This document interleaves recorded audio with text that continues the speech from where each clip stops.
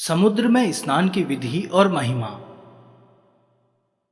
महादेव जी कहते हैं, सोमनाथ के दक्षिण भाग में त्रिभुवन विख्यात पद्मक नामक तीर्थ है, जो सब पापों का नाश करने वाला है।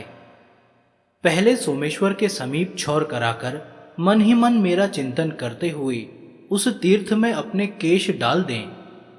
उसके बाद पुनः स्नान करें। मनुष्य जो कुछ भी पाप करता है वह सब केशों में स्थित होता है, अतः केशों को अवश्य ही तीर्थ में फेंक देना चाहिए।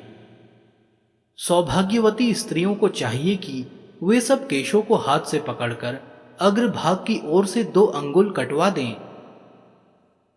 उनके लिए मुंडन की विधि नहीं है।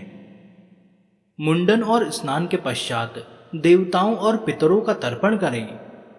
सभी तीर्थों में मुंडन और उपवास की विधि है। जो पर्व का दिन छोड़कर और किसी समय प्रभास क्षेत्र में बिना मंत्र के स्नान करता है वह उसका पुण्य फल नहीं पाता।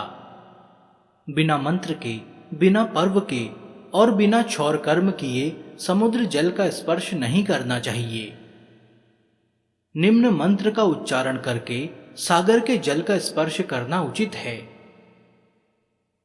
ओम नमो विष्णुगुप्ताय विष्णु रूपाय ते नमः। सान्निधे भव देवेश सागरे लवणाम्भसी। समुद्र देव, तुम भगवान विष्णु से सुरक्षित हो, तुम्हें नमस्कार है। तुम साक्षात विष्णु के स्वरूप हो, तुम्हें नमस्कार है।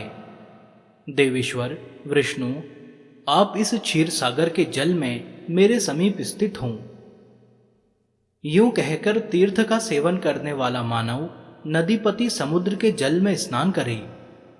फिर श्रद्धायुक्त होकर तिल मिश्रित जल से देवता, मनुष्य और पितरों का तर्पण करे।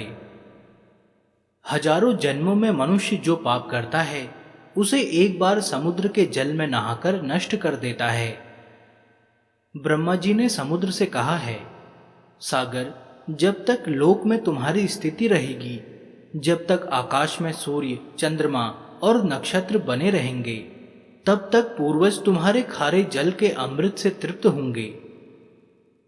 जो मनुष्य शुद्ध चित्त होकर प्रतिमास तुम्हारे जल में स्नान करेगा उसे प्रतिदिन पुंडरीक यज्ञ का फल मिलेगा। श्री सोमनाथ तथा समुद्र के बीच की भूमि में जिनकी मृत्यु होगी वे पापी रहे हों तो भी निष्पाप होकर स्वर्ग लोक में जाएंगे।